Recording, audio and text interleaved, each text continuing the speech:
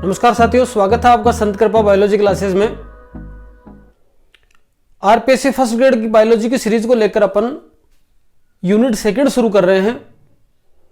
कल unit second में अपने को क्या क्या पढ़ना है, कैसे कैसे पढ़ना है, किन किन टॉपिकों में क्या एक समरी हो सकती है, उसके बारे में अपन ने एक सिनोप्सिस टाइप वीडियो बना लिया था। उम्मीद है आपने देख लिया होगा। उसी के क्रम में अगला टॉपिक जो अपना होगा वो होगा एनिमल टिश्यू। एक दो बात बता दूं पहले आपको, जब भी वीडियो देखो तो तसल्ली से 20 मिनट का टाइम निकाल के देखा करो। ऐसा नहीं कि वीडियो आ गया, गुरुजी का नोटिफिकेशन ऑन कर रखा है तो एक बार देख लेते हैं क्या है ना। उसमें क्या है कि फिर वीडियो छूट जाएगा। जब बैठो कि 20 मिनट का आपके पास समय हो, कॉपी पेन लेके बैठना, वीडियो को देखते जाओ, बीच बीच में स्क्रीनशॉट ले लो, या फिर क्या करो पूरा वीडियो देख ले के साथ साथ में जहां जहां पोज करने की आवश्यकता है वहां पोज करते करते साथ साथ में लिखते जाओ। लिखना जरूरी है, लिखे बिना भूल जाओगे बहुत सारी बातें, ठीक है, जिससे बार बार में आपको वीडियो देखना ना पड़े। 20 मिनट का समय निकालकर वीडियो वास्तव में पूरा देखना। मैं नहीं चाहता कि हजारों लोग वीडियो को देखें, कोई बड़ी बात नहीं है, देख सकते हैं, लेकिन इतनी उम्मीद नहीं है। मेरे को उम्मीद क्या है कि कम से कम 5 जने देखें, 10 जने देखें, वो कम से कम पूरा तो देखें, उनके तो काम आए। कम से कम 5-10 जने भी यहां से सिलेक्शन पाते हैं तो अपना काम हो जाएगा, मैं अपने आप को धन्य समझूंगा। इजी सा टॉपिक है, वैसे देखा जाए तो बायोलॉजी का हार्ड टॉपिक में से माना जाता है टिश्यू को, पर अपन उसको सरल माध्यम से करके बहुत शानदार तरीके से पढ़ेंगे, आपको आनंद आएगा। समझते जाओ और एक एक पॉइंट को याद करते जाना। देखो, नाम है एनिमल टिश्यू, जंतु उत्तक, दोनों पढ़ने हैं अपने को, पादप उत्तक, जंतु उत्तक, पुष्पक्रम, पुष्प और फल। ये इतने ही टॉपिक है, 5 टॉपिक सेकंड यूनिट के अंदर, और यहां से अपने को 7-8 क्वेश्चन लेने हैं एग्जाम के अंदर। अब देखो, एनिमल टिश्यू की अपन शुरुआत करते हैं। एनिमल टिश्यू की शुरुआत करने से पहले सबसे पहले आपको यह पता होना चाहिए कि टिश्यू क्या है। देखो, जब अपन ने सेल का संरचनात्मक संगठन या अपन ने टेक्सोनोमी पढ़ी थी तो अपन ने ऐसा देखा था कि कुछ जीव ऐसे होते हैं जो कि यूनिसेलुलर है, और बहुत सारे जीव धरती पर ऐसे हैं जो कि मल्टीसेलुलर है। तो पहली बात तो जो यूनिसेलुलर जीव होगा उसके अंदर तो सिंगल सेल होगी, तो वहां तो टिश्यू का मतलब नहीं है। तो टिश्यू के बारे में एक बात क्या हो गई कि मल्टीसेलुलर सेल में बनने वाली संरचना, या मल्टीसेलुलर अपन जीव बोल सकते हैं, मल्टीसेलुलर सेल नहीं बोलेंगे, मल्टीसेलुलर जीव के अंदर, मल्टीसेलुलर एनिमल के अंदर बनने वाली एक संरचना। अब देखो, परिभाषा के तौर पे लिखना चाहो तो क्या लिख सकते हो, ऐसा लिख सकते हो, मल्टीसेलुलर एनिमल या ऑर्गेनिज्म भी लिख सकते हो। मल्टीसेलुलर एनिमल में समान कोशिकाओं का ऐसा समूह है जो किसी विशिष्ट कार्य को करता हो, उसको क्या बोल सकते हैं, टिश्यू। अब देखो, रटनी नहीं है, परिभाषा का कोई मतलब नहीं है, एग्जाम में आनी नहीं है। 3 बिंदु याद रखना, क्या, बहुकोशिकीय जंतु, समान कोशिकाएं और विशिष्ट कार्य। ऐसी समान कोशिकाओं का समूह है, और समूह कहां बनेगा, बहुकोशिकीय जंतुओं में, बहुकोशिकीय पादपों में। तो उनमें बनने वाले समान कोशिकाओं का ऐसा समूह है जो बनता क्यों है, एक पर्टिकुलर कार्य को करने के लिए, विशिष्ट कार्य को करने के लिए बनता है। उस प्रकार की संरचना को अपन क्या कह सकते हैं, टिश्यू या उत्तक कह सकते हैं। ठीक है, इन 3 बिंदुओं का आप अलग पेन से कर लेना हाईलाइट। मल्टीसेलुलर एनिमल, समान कोशिकाएं, विशिष्ट कार्य। देखो, अच्छी अच्छी चीजें मिलती है ना, उनको या तो आप हाईलाइटर से हाईलाइट कर दिया करो, या फिर उनकी अंडरलाइन कर दिया करो। अंडरलाइन का बड़ा महत्व है ना, किसी बढ़िया चीज को अंडरलाइन करते हैं अपन। अब देखो अपने जो जो सामाजिक चीजें हैं, सामाजिक प्राणी हैं, तो अपन ऐसा बोलते हैं कि भाई नाक का बड़ा महत्व है, क्या ना उसकी तो नाक कट गई, या उसकी उसकी नाक बड़ी ऊंची है। तो नाक का वैसे एक मुहावरे में बहुत प्रयोग होता है। और नाक इसका मतलब व्यक्ति की एक विशिष्ट चीज होती है। और मूछें जो होती है ना, मूछें वो इसीलिए बनी होती है कि इसके नीचे मतलब नाक इंपॉर्टेंट है, उसको क्या कर रखा है, मूछ से अंडरलाइन कर रखा है। तो ऐसे आप जो अच्छी अच्छी बातें लगे ना उनको अंडरलाइन कर लिया करो, जिससे उनका महत्व और बढ़ जाए। आपको फिर वो दोबारा पढ़ो तो सारी चीजें नहीं पढ़नी पड़े, केवल अंडरलाइन वाली पढ़नी पड़े। तो ये वाली बात हो गई 1 नंबर बात। दूसरे नंबर बात पे चलते हैं कि अगर ये जो कोशिकाएं जो होती हैं वो अगर एक ही प्रकार की हों, एक ही टाइप की सेल्स हों, तो उनको बोल सकते हैं सिंपल टिश्यू। ठीक है। और अगर ये 2 या 2 से अधिक प्रकार की सेल्स का समूह होता है तो उसको बोल सकते हैं कॉम्प्लेक्स टिश्यू या कंपाउंड टिश्यू। सरल सी बात है, एक जैसी कोशिकाएं होंगी तो सिंपल टिश्यू, और 2 या 2 से अधिक वाली कॉम्प्लेक्स बोल सकते हैं अपन, कॉम्प्लेक्स टिश्यू बोल सकते हैं। इतनी बातें। अब देखो जो टिश्यू है उसको साइंटिफिक भाषा में बात करें तो स्टडी ऑफ टिश्यू को कहा जाता है क्या, हिस्टोलॉजी। हिंदी में बोलेंगे तो बोलेंगे ओतिकी। ठीक है, 3 बातें हो गई। चौथी बात, अब देखो टिश्यू जो शब्द है, टिश्यू शब्द किसने दिया, उत्तर आएगा इसका बाइकॉट। किसने दिया, बाइकॉट ने दिया। आगे फिर टिश्यू के जो स्टडी है उसको हिस्टोलॉजी बोलते हैं, तो हिस्टोलॉजी शब्द किसने दिया, हिस्टोलॉजी शब्द किसने दिया, वो दिया किसने, मेयर ने। और फिर एक बात और आ जाएगी कि शब्द तो दिया ही है, इसलिए फादर ऑफ मॉडर्न हिस्टोलॉजी किसे कहते हैं, और वो आ जाएगा आपके कौन, मार्सेला मेलपिगी। ठीक है जी, इतनी बातें आ गई। अब देखो इनको याद कर लो 2 मिनट में। कैसे याद करोगे, मल्टी सेलुलर एनिमल में समान सेल्स जो किसी विशिष्ट कार्य के लिए उत्तरदायी होती हैं, रेस्पॉन्सिबल होती हैं, टिश्यू कहलाती हैं। 3 बातें याद रखनी है, मल्टी सेलुलर एनिमल, समान कोशिकाएं, सिमिलर सेल्स और सिमिलर पर्टिकुलर फंक्शन। 3 बातें। ठीक है। आगे एक ही टाइप की होंगी तो सिंपल, 2 या 2 से अधिक टाइप होंगी तो कॉम्प्लेक्स।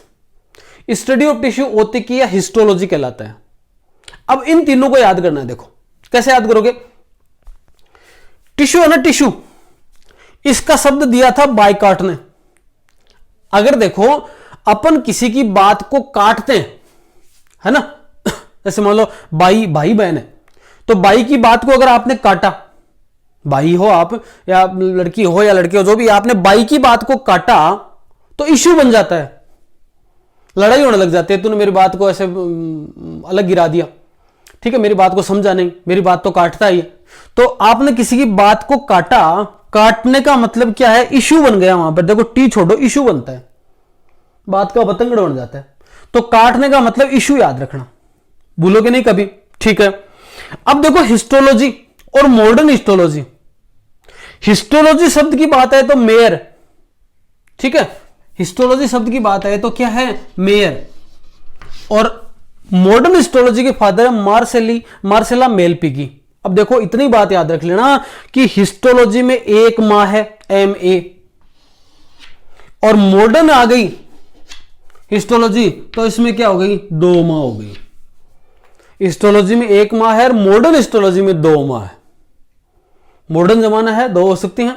तो हिस्टोलॉजी में तो 1 माह है और मॉडर्न हिस्टोलॉजी में कितनी है, 2 माह। ऐसे याद रह जाएगा आपका। मतलब मेयर ठीक है। और यहां पर मार्सेला मेलपिगी नाम ऐसा आएगा, एग्जाम में आएगा तो दोनों के साथ साथ मिला के तो एम ए आ जाएगा और यहां पर एग्जाम मेयर आ जाएगा। इतनी बातें अपन ने पढ़ी टिश्यू के बारे में, जानकारी सिंपल सी।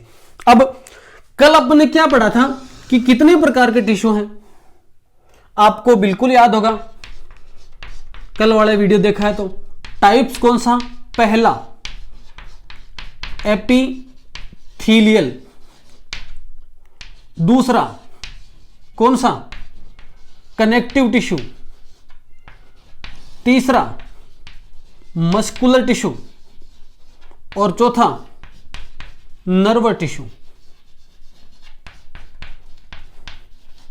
उपकला ऊतक, संयोजी ऊतक, आपके मस्कुलर टिश्यू और नर्व टिश्यू, ठीक है, मांसपेशियों वाला और तंत्रिकाओं वाला, ठीक है, पेशी ऊतक, तंत्रिका ऊतक, ये 4 प्रकार के ऊतक हैं। उपकला ऊतक है, संयोजी ऊतक है, पेशी ऊतक है और तंत्रिका ऊतक है। आपके epithelial tissue, connective tissue, muscular tissue, nerve tissue. आप हेडिंग डाल दीजिए एपिथेलियल टिश्यू। पहला टिश्यू अपना है एपिथेलियल टिश्यू। एपिथेलियल टिश्यू का मतलब उपकला ऊतक। एपी का मतलब ऊपर होता है और उप का मतलब भी ऊपर होता है, नाम से पता चल रहा है। लेकिन सबसे पहले अपन इसका नाम देते हैं कि इसका जो एपिथेलियल टिश्यू है, ये शब्द किसने दिया, शब्द दिया था रयूस, RUYSCH, रयूस। देखो याद रह जाएगा, आराम से याद रह जाएगा। एपी का मतलब ऊपर होता है, उपकला ऊतक ऊपर का, उप का मतलब ऊपर हो गया। ऊपर कौन लोग रहते हैं, रईस लोग ऊपर रहते हैं। गरीब होते हैं बेचारे, वो तो नीचे जमीन में झोपड़ियों में ऐसे कुछ मकान रहते हैं, लेकिन जो रईस लोग होते हैं उनकी इतनी बड़ी बड़ी मंजिलें होती हैं, वहां रहते हैं वो, रईसों का काम है ये। तो रईस ऊपर रहेंगे, ठीक है। तो रईस लोग ऊपर रहते हैं, तो रयूस से याद रह जाएगा आपके उपकला ऊतक या एपिथेलियल टिश्यू। अगली बात, शब्द आ गया। उसके बाद में इसको क्या बोल सकते हैं, ऊपर रहेगा तो क्या बोल सकते हैं, कवरिंग टिश्यू भी बोल सकते हैं। क्या बोल सकते हैं, कवरिंग टिश्यू। क्यों बोल रहे हैं कवरिंग टिश्यू, क्योंकि ये अन्य जो टिश्यू हैं, अन्य टिश्यू के ऊपर ग्रो करता है। कहां ग्रो करता है, अन्य टिश्यू के ऊपर ग्रो करने के कारण इसका क्या नाम बोल सकते हैं, इसका नाम बोल सकते हैं कवरिंग टिश्यू। आगे देखें, आगे पॉइंट होगा, जो एपिथेलियल टिश्यू हैं उनकी जो एपिथेलियल टिश्यू की जो सेल्स हैं वो ऊपर रहेगा। और जैसे मान लो कि ऊपर रहेंगे तो जैसे अपने घर पे तो खाना वाना खुद बनाते हैं सारे के सारे गरीब जो परिवार होते हैं वो, लेकिन रईस लोग होते हैं उनके नौकर भी होते हैं। तो रईसों के कहां खुद पोषण की जरूरत, कहां दूसरों पर डिपेंड है, खुद को तो बनाने की आवश्यकता ही नहीं पड़ती। तो एपिथेलियल टिश्यू की जो सेल्स हैं वो न्यूट्रिशन के लिए किस पर डिपेंड है, कनेक्टिव टिश्यू पर डिपेंड है, टिश्यू पर डिपेंड है, ठीक है। आगे, एपिथेलियल टिश्यू के अंदर जो ब्लड वेसल्स हैं वो क्या होती हैं, एब्सेंट होती हैं, प्रेजेंट नहीं होती है, रुधिर वाहिनियां अनुपस्थित होती हैं, ठीक है। आगे देखो, अब एपिथेलियल टिश्यू है कहां पर, एपिथेलियल टिश्यू है कहां पर, कनेक्टिव टिश्यू के ऊपर। तो एपिथेलियल टिश्यू और कनेक्टिव टिश्यू इन दोनों के बीच में एक स्ट्रक्चर होती है जिसको बोलते हैं बेसमेंट मेम्ब्रेन। मतलब बेसमेंट मेम्ब्रेन के द्वारा ये दोनों, बेसमेंट मेम्ब्रेन प्रेजेंट होती है। बेसमेंट मेम्ब्रेन का मतलब ये दोनों बेसमेंट मेम्ब्रेन के द्वारा आपस में कनेक्ट रहते हैं, जुड़े रहते हैं, ठीक है। आगे देखें, अब देखो एपिथेलियल जो टिश्यू है उनकी जो सेल्स हैं, एपिथेलियल टिश्यू की जो सेल्स हैं उन सेल्स के बीच में इंटरसेलुलर जो मटेरियल है या इंटरसेलुलर पार्ट है वो बहुत कम होता है या अनुपस्थित होता है। तो क्या लिख सकते हैं कि इंटरसेलुलर मैट्रिक्स बोल सकते हैं, या इसमें स्पेस भी बोल सकते हो, या तो एब्सेंट होगा या बहुत कम होगा। ठीक है, अब देखो एपिथेलियल टिश्यू है, एक साइड में तो कनेक्टिव टिश्यू से जुड़ गया और एक साइड में एक्सटर्नल एनवायरनमेंट से जुड़ गया, ये इसका कनेक्शन हो गया। अंदर की साइड में अगर है कोई इंटरनल पार्ट में है तो एक साइड में तो उस इंटरनल पार्ट के कवरिंग के तरफ हो गया, इंटरनल पार्ट के बाहरी साइड में हो गया, और एक साइड में कनेक्टिव टिश्यू के द्वारा जुड़ गया। ये इसका जो है वो एक मेम्ब्रेनस जो स्ट्रक्चर है वो इस प्रकार की इसकी बनी होती है। आगे देखें, जो एपिथेलियल टिश्यू है, एपिथेलियल टिश्यू है, इसके अंदर रीजनरेशन की सबसे ज्यादा कैपेसिटी होती है। रीजनरेशन सबसे ज्यादा बाकी जो टिश्यू है ना उसकी तुलना में रीजनरेशन पार्ट है वो इसका सबसे मजबूत होता है। मतलब टूटते रहते हैं, जैसे मान लो कहीं लगी है ना, लग गई तो जो स्किन है वो उतर गई, फिर ब्लड निकलने लग जाता। ब्लड का मतलब क्या हो गया, कनेक्टिव टिश्यू आ गया, तो स्किन उतर गई तो इसका मतलब एपिथेलियल टिश्यू टूट गया, अब वो वापस कवर नहीं होगा, इसका मतलब तो फिर वो घाव भरेगा नहीं, तो वापस कवर हो गया। इसका मतलब एपिथेलियल टिश्यू ने अपनी क्या कर ली, वापस कवरिंग कर ली, उस कनेक्टिव टिश्यू के ऊपर वापस से लेयर बना दी। तो एपिथेलियल टिश्यू एक कवर के रूप में रहता है, इसके ऊपर फिट रहता है। एपिथेलियल टिश्यू है, उसमें जो सेल्स होती हैं, एपिथेलियल टिश्यू की सेल्स एक नियमित स्तर के रूप में व्यवस्थित होती हैं, अरेंज होती हैं। ये इसका एपिथेलियल का एक यूनिक कैरेक्टर है, बाकी किसी में ऐसा नहीं होता, बाकी किसी भी जो टिश्यू के अंदर ये कैरेक्टर नहीं पाया जाता। इतने बिंदु हो गए। अब देखो एपिथेलियल टिश्यू के बारे में आपसे कोई पूछ ले, मैंने मिटा दिया, कईयों के तो मिट गया होगा अब भी सारा ही, पर देखो याद करो क्या क्या पढ़ा अपन ने। एपिथेलियल शब्द किसने दिया, रयूस ने। ठीक है, कवरिंग टिश्यू बोलते हैं। न्यूट्रिशन के लिए किस पर डिपेंड रहता है, कनेक्टिव टिश्यू पे। ब्लड वेसल्स इसमें पाई नहीं जाती। बेसमेंट मेम्ब्रेन पाई जाती है कहां पर, कनेक्टिव टिश्यू और एपिथेलियल टिश्यू के बीच में। रीजनरेशन की कैपेसिटी बहुत होती है, इसी कारण से चोट लग जाती है तो मरम्मत के लिए आपके एपिथेलियल टिश्यू काम आता है। ठीक है, इसमें जो सेल्स होती है वो नियमित लेयर के रूप में एक फिक्स मैनर में अरेंज होती हैं। ये केवल एपिथेलियल टिश्यू का ही कैरेक्टर है। इतने बिंदु के बारे में आपने जान लिया तो इसका मतलब आपने एपिथेलियल टिश्यू की एक बेसिक स्ट्रक्चर देख ली। अब देखो आगे लेते हैं। ये मान लो सेल्स हैं, ये इस प्रकार से सेल्स का अरेंजमेंट है। ठीक है, ये सेल्स का अरेंजमेंट है और इस अरेंजमेंट को अपन ने ये टिश्यू बोल दिया। ये बहुत सारे सेल्स हैं और इसमें अंदर ये टिश्यू बोल दिया। अब एनिमल पढ़ रहे हैं तो एनिमल के अंदर सेल का सबसे बाहरी आवरण क्या होगा, प्लाज्मा मेम्ब्रेन। तो एक प्लाज्मा मेम्ब्रेन है, दूसरी प्लाज्मा मेम्ब्रेन अगर ये ऐसे ही रहेंगी, क्यों इसके बीच में फ्लूइड भरा होता है ना, ऐसे रहेंगी तो फिर उनका अरेंजमेंट कैसा रहेगा। जैसे मान लो अपन टायर होता है, टायर जो साइकिल वगैरह होती है उनके अंदर ये बेरिंग जो होता है, बेरिंग के अंदर छोटी छोटी गोलियां होती हैं, उसके अंदर ग्रीस लगाते हैं अपन, तो ग्रीस के कारण वो सब पूरा बैलेंस बना रहता है। केवल गोलियां होंगी तो इसका मतलब वो सेट नहीं होगा। और गोलियां इसका मतलब पूरा इतना बड़ा अगर है, चक्कर है अपने पास में बेरिंग का और उसमें मैंने 3 ही गोलियां डाली तो भी वो पूरा नहीं, जो कितना ग्रीस डालो वो क्या करेगा, उसको बैलेंस नहीं कर पाएगा। तो गोलियां एकदम टच करके डालते हैं और उसमें बाकी बीच वाले स्थान में क्या डाल देते हैं, ग्रीस डाल देते हैं, तो उसमें घर्षण नहीं होता और वो इजी वे में मूवमेंट होता रहता है। ऐसा इस सेल में यहां पर जो एक सेल है दूसरी सेल से एक तरीके से अलग अलग प्रकार के जॉइंटों के द्वारा जुड़ी रहती है। तो एपिथेलियल सेल में जो सेल होती हैं उनकी जो प्लाज्मा मेम्ब्रेन है, उन प्लाज्मा मेम्ब्रेन में आपस में किस किस प्रकार का कनेक्शन है, ये अपना अगला टॉपिक होगा, अगला पॉइंट होगा। अगले पॉइंट में क्या मतलब, आप हेडिंग डाल दीजिए। हेडिंग क्या डालो, आप हेडिंग डाल दीजिए कि modification in cell membrane of epithelial tissue. क्या डालोगे, modification in cell membrane in epithelial tissue. Epithelial tissue के अंदर जो सेल मेम्ब्रेन है वो किस किस प्रकार से मॉडिफाई हो सकती है। पहला देखो, पहला मॉडिफिकेशन जो बनता है उसको बोलते हैं क्या, टाइट जंक्शन। मतलब एक सेल दूसरे से एकदम टाइट जुड़ी हुई है।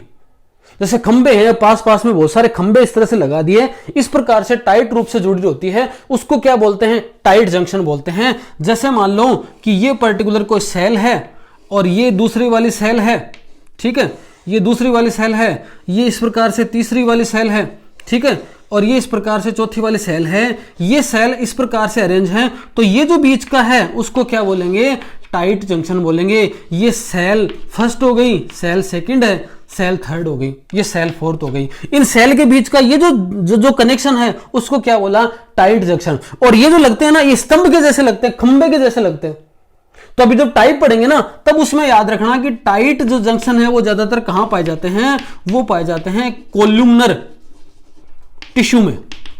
स्तंभी उत्तक जो है ना, उनके अंदर पाए जाते हैं क्या? Tight junction. एक नंबर बात। दूसरे नंबर बात, दूसरा जो कनेक्शन होगा उसको बोलेंगे डेस्मोसोम। दो शब्द हमेशा ही याद रखना। अगर बात प्लाज्मा मेम्ब्रेन की दो पादप जंतुओं के कनेक्शन की बात आए तो प्लाज्मोडेस्माटा याद रखना, और दो जंतु उत्तक या जंतुओं के सेल्स की आपस में कनेक्शन की बात है तो डेस्मोसोम याद रखना। जंतुओं के लिए डेस्मोसोम और पादपों के लिए क्या? प्लाज्मोडेस्माटा। ठीक है, ये वाला। अब डेस्मोसोम, डेस्मोसोम में क्या होता है? जैसे मान लो कि ये पर्टिकुलर एक सेल है, ठीक है, ये दूसरी वाली सेल है, उन दोनों सेल के अंदर के साइड में एक बटन जैसी स्ट्रक्चर बन जाती है। ऐसे अपने शर्ट के बटन होते हैं ना, इस प्रकार की एक स्ट्रक्चर बन जाती है। और स्ट्रक्चर बनने के बाद में इनके अंदर जो प्रोटीन के कुछ धातु निकल जाते हैं जो कि सेल को बांधे रखते हैं, ठीक है, ये वाले, ये जो निकलते हैं उनको बोलते हैं क्या? टोनोफिब्रिल। और ये जो जंक्शन है उसका क्या नाम हो गया? उसका नाम हो गया डेस्मोसोम। ये सेल नंबर 1 हो गई और ये सेल नंबर क्या हो गई? 2 हो गई। ऐसा कहां मिलेगा? इसका एग्जाम्पल आपको याद रखना है, स्ट्रैटिफाइड टिश्यू, स्तरित उत्तक। यहां आया था स्तंभिक, ठीक है, कोलुमलर, और यहां पर स्तरित उत्तक। ये उत्तक के प्रकार में समझ में आ जाएंगे आपको, उदाहरण की याद करने की जरूरत नहीं, अभी एक बार भूल जाओ आप, केवल याद रखो। पहला टाइट जंक्शन, दूसरा क्या है? डेस्मोसोम। तीसरे नंबर का जो जंक्शन बन जाएगा वो बन जाएगा आपके इंटरसेलुलर ब्रिज।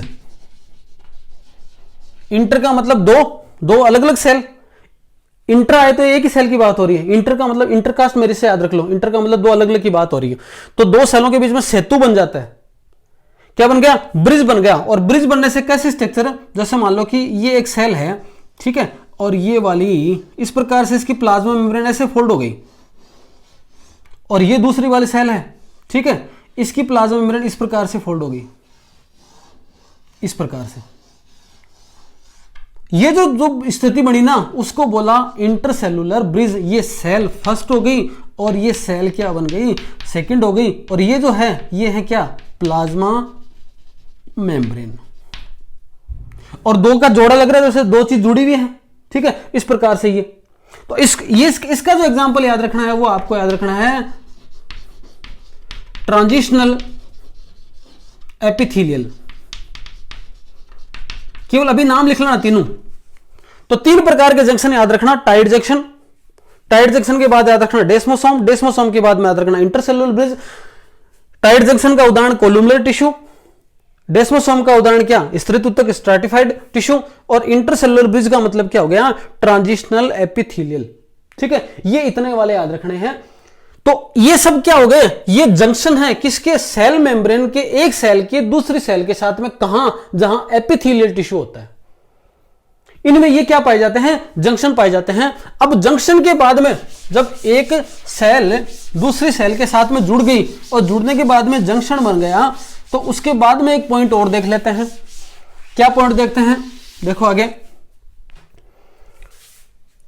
एपिथेलियल जो टिश्यू है, सेल आपस में जुड़ तो गई, जुड़ने के साथ साथ में ये जो टिश्यू है, इन टिश्यू के अंदर जो सेल होती है ना, सेल, उनकी जो सरफेस है, ये प्लाज्मा मेम्ब्रेन तो चलो मुड़ गई, फोल्ड हो गई, कैसे भी करके जंक्शन बना लिया, लेकिन इनकी जो सरफेस है ना सेल की, ठीक है, ये जैसे मान लो ये इस प्रकार से ऐसे ऐसे बन के कोई सेल बन गई, तो ये तो चलो फोल्डिंग हो गई, लेकिन ये जो सरफेस है ना बाहर की एरिया, ये क्या हो सकता है, या तो स्मूथ होगा, चिकना होगा। एक नंबर बात, अगर चिकना नहीं है तो उसके ऊपर क्या हो सकते हैं, उसके ऊपर कसाब हो सकते हैं, ठीक है, उसके ऊपर फ्लैजिला लाइक कोई स्ट्रक्चर हो सकती है, उसके ऊपर सीलिया लाइक कोई स्ट्रक्चर हो सकती है। तो ऐसे कुछ 2-3 प्रकार की संरचनाएं पाई जा सकती है किसकी, सेल की सरफेस पर, उनके बारे में भी देखेंगे अपन। देखो चिकनी हो गई, चिकनी के साथ साथ में और क्या क्या हो सकता है इसमें, जैसे माइक्रोविलाई प्रेजेंट हो गई, माइक्रोविलाई, या फिर इसके अंदर क्या हो गई, इसके अंदर सीलिया हो गए। ऐसे कुछ स्ट्रक्चर्स पाई जा सकती हैं, इनके भी 2-3 उदाहरण हैं, आप देखना इसको। पहला देखो, ये सेल है, ठीक है, और ये सेल है, इस सेल के साथ में ये क्या हो गया, ये माइक्रोविलाई हो गई बाहर। ये ज्यादातर कहां मिलेंगी, इंटेस्टाइन वगैरह में। कहां काम आती हैं ये, जो सीक्रेशन में बड़ी ऑपरेशन है, ये एब्जॉर्प्शन में। आपने जैसे ही भोजन लिया, 4-5 घंटे भोजन रहने के, स्टमक में रहने के बाद जैसे वो इंटेस्टाइन में गया, इंटेस्टाइन में जाने के बाद जो लीवर से बाइल जूस वगैरह है, पेनक्रियास से जूस वगैरह निकलने हैं, पेनक्रियास से जो हार्मोन वगैरह निकलने हैं, उनकी जो सूचना है वो इंटेस्टाइन ही देता है। तो इंटेस्टाइन क्या करेगा, अपनी चीजें भेजेगा, और भेजने के बाद सीक्रेट मटेरियल होगा, तो वहां से जो हार्मोन और बाइल जूस निकलेंगे, और वो बाइल जूस कहां आएंगे, उस इंटेस्टाइन में आएंगे। इंटेस्टाइन में भोजन पक जाएगा, पच जाएगा। पचने के बाद क्या होगा, उसकी जो सेल्स है ना इंटेस्टाइन की, वो भोजन को क्या करेंगी, एब्जॉर्ब करेंगी। तो उसके लिए ये माइक्रोविलाई है ना, ये महत्वपूर्ण रोल प्ले करती हैं। तो ये भी एक तरीके का एपिथेलियल टिश्यू। अब देखो एपिथेलियल टिश्यू वहां पर कहां हो गया, लाइनिंग के अंदर ही हो गया। तो दीवारों वालों पे, ये बाहरी क्षेत्र में, इनमें ज्यादातर क्या मिलता है, ये एपिथेलियल टिश्यू है। तो एक तो ये हो गया क्या, माइक्रोविलाई होगी, ठीक है। दूसरे नंबर पे, जैसे मान लो कई बार ये एक सेल है, ये सेल है, ये जंक्शन है उनके बीच में, और इस प्रकार से ये वाले भाग उग गए इस तरह से, इसको क्या बोल दिया, ये सीलिया प्रेजेंट है, ठीक है। ये सीलिया कहां प्रेजेंट हो सकते हैं, ये सीलिया आपके जो मुख्यतः प्रेजेंट हो गए, जैसे मान लो ट्रेकिया है, श्वसन नलिका का भाग, या फिर आपके ओविडक्ट है ना, जहां से एग की संरचना रहती है, तो एग बन रहता है। तो एग है, आपकी ट्रेकिया है, वहां पर जो मूवमेंट है, चीजों को आगे खिसकाने का काम है, वो क्या कर सकता है, सीलिया रहता है। कई बार ये सीलिया होता है, वो थोड़ा डेंस बन जाता है, थोड़ा सा घना हो जाता है, ठीक है। और उसकी स्थिति कैसी बन जाती है, ये सेल है, ये दूसरी सेल है, और उसका जो है ना, ये इस प्रकार से सीलिया हो गया, ऐसे थोड़ा डेंस टाइप का, ये वाला सीलिया हो गया। एक ये प्रकार हो सकता है, जो कहां मिलेगा ज्यादातर, जैसे मान लो एपिडिडाइमस,